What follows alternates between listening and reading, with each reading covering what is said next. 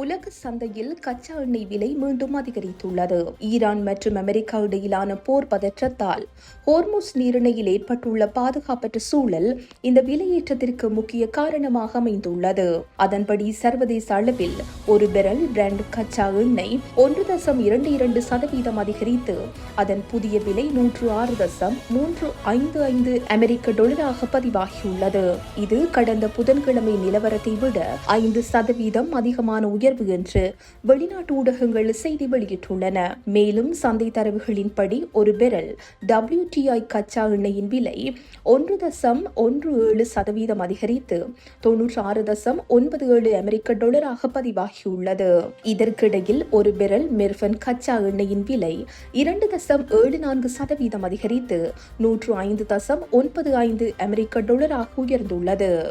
இந்த செய்தி உள்ளிட்ட மேலதிக விரிவான செய்திகளுக்கு www.behindmenews.org என்ற எமது இணைய பக்கத்தினை பார்வையிடவும்.